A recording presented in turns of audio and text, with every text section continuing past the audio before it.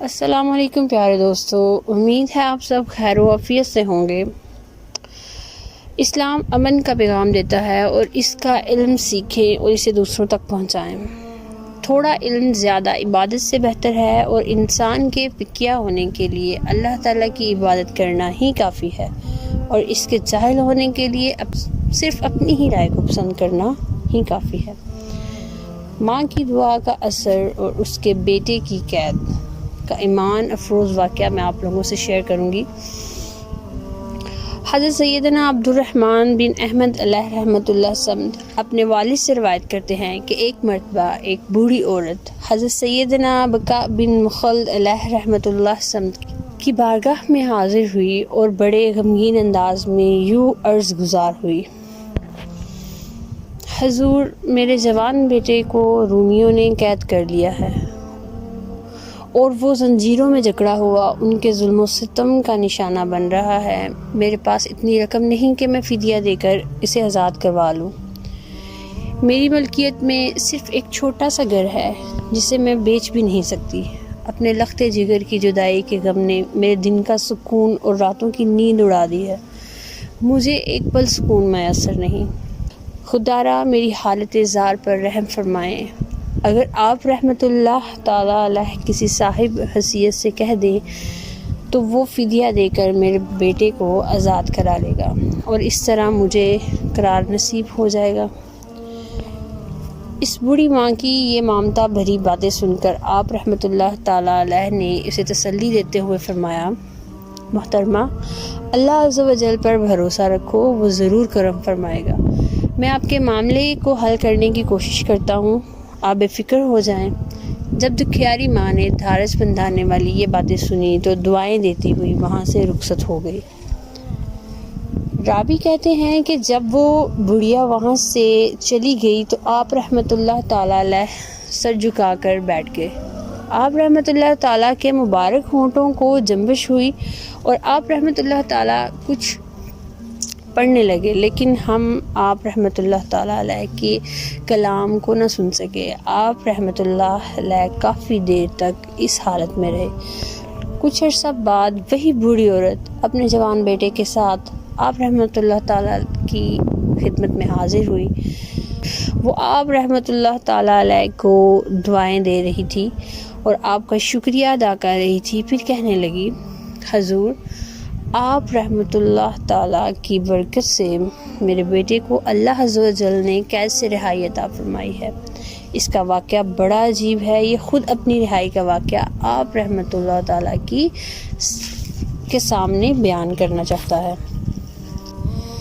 یہ سن کر آپ نے فرمایا: اے نوجوان، اپنا واقعہ بیان کرو۔ تو وہ کہنے لگا: جب مجھے رومیوں نے قید کر لیا تو انہوں نے مجھے چند اور قیدیوں کے ساتھ شامل کر دیا۔ وہ ہم سے بہت زیادہ مشقت والے کام کرواتے۔ پھر ہم چند قیدیوں کو ایک بڑے شاہی عہدیدار کے پاس بھیج دیا گیا۔ اس کی ملکیت میں بہت سارے باغات تھے اور وہ بہت بڑی جاگیر کا مالک تھا۔ وہ ہمارے پاؤں میں بیڑیاں ڈال کر سپاہیوں کی نگرانی میں اپنے باغات اور کھیتوں میں کام کرنے کے لیے بھیجتا۔ ہم سارا دن زنجیروں میں جکڑے ہوئے جانوروں کی طرح کام کرتے، پھر شام کو واپس ہمیں قید خانہ میں ڈال دیا جاتا۔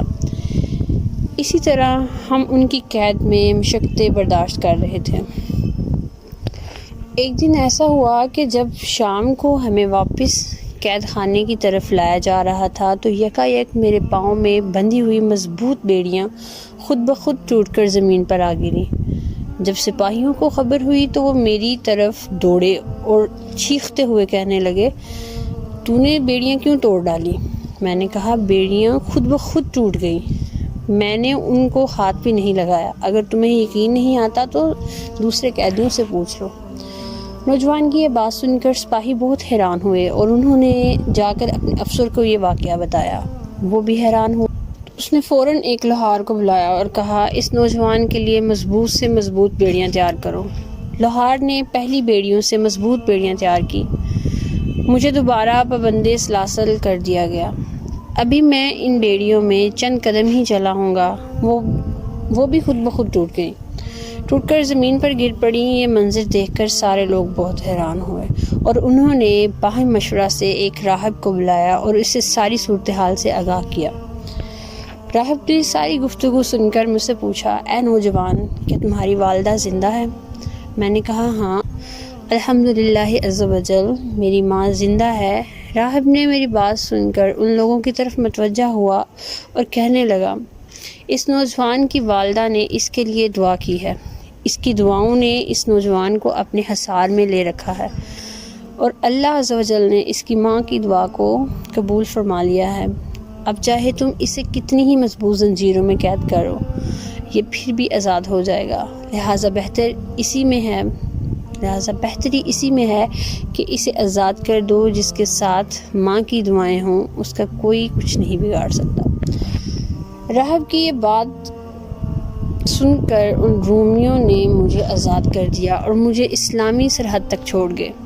جب اس نوجوان سے وہ دن اور رات پوچھا گیا جس دن اس کی بیڑیاں ٹوٹی تھیں، تو وہ وہی دن تھا جس دن بڑھیا حضرت سید بقا بن مخلد علیہ رحمۃ اللہ سمت کی بارگاہ میں حاضر ہوئی تھی اور اس نے دعا کے لیے عرض کی تھی اور آپ رحمۃ اللہ تعالیٰ علیہ نے اس کے بیٹے کے لیے دعا کی تھی۔ اسی دن اور اسی وقت نوجوان کو روم میں وہ واقعہ پیش آیا۔ اسی طرح ماں کی دعاؤں اور آپ رحمۃ اللہ علیہ کی برکت سے اس نوجوان کو رہائی حاصل ہوئی۔ نگاہ ولی میں وہ تاثیر دیکھی، بدلتی ہزاروں کی تقدیر دیکھی۔